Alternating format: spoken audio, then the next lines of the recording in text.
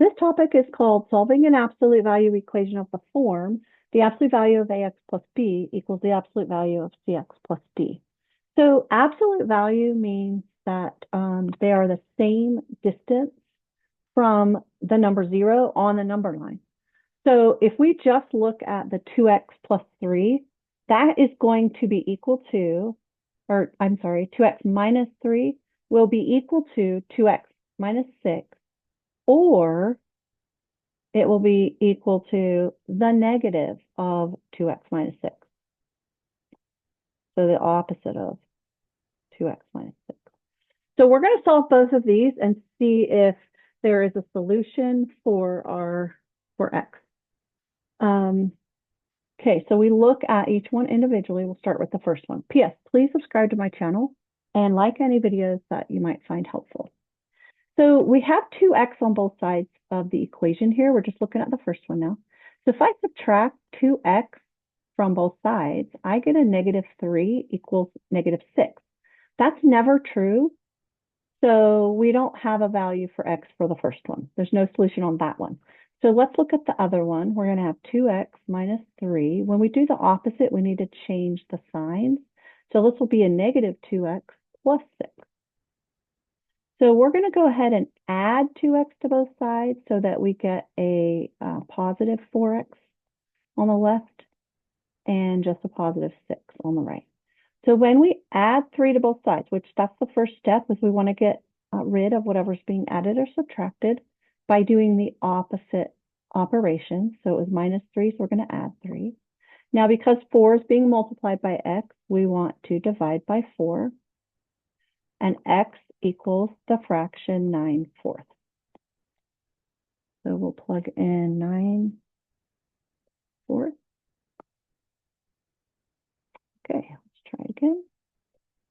So what you want to do is you want to take what's inside the first absolute value, and you write that down, negative 3 minus 2y. You set it equal to what's in the second absolute value, and then you write another equation with what was in the first absolute value equal to the opposite of what was in the second one, which means you change the sign of every term.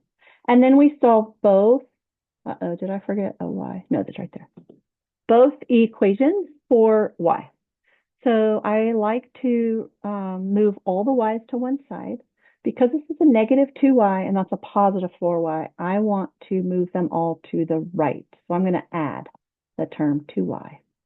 That will get rid of it on the left.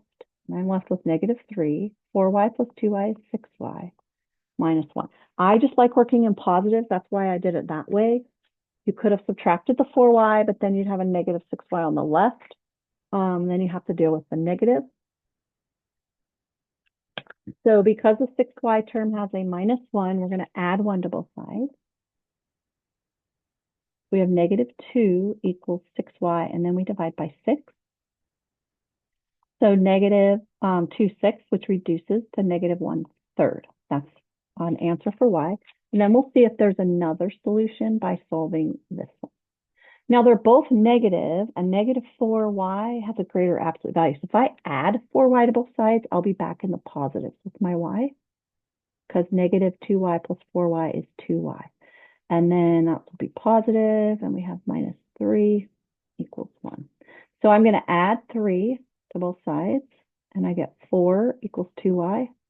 There we go. We could divide both sides by 2. Sorry, that 2 looks terrible. Let me just fix it up there for you. Divide both sides by 2, and y equals 2. So we have 2 solutions for y. So we're going to put a comma between them. So we'll put 2, and then comma, and then we want to do a negative 1/3. Whoops, I like to put my negative outside. Negative 1/3. There we go. I did that right. Okay, let's do one more for kicks and giggles. So we take what's on the left, 3u minus 10 has to equal 3u minus 8, or 3u minus 10 equals negative 3u plus 8. So you're changing the sign of both. solve for u on both of them. Again, look at this. There's 3u on both sides, so those are going to cancel. When you subtract 3u from both sides, you get negative 10 equals negative 8. So that's not going to have a solution. So we'll look at this one. We're going to add 3u to both sides to get rid of it on the right side and keep it positive. So we have 6u minus 10 equals 8. We're going to add 10 to both sides, get rid of that minus 10. So 6u equals 18. When we divide by 6, u is going to end up equaling 3. 18 divided by 6 is 3. Okay, that's the end of the lesson.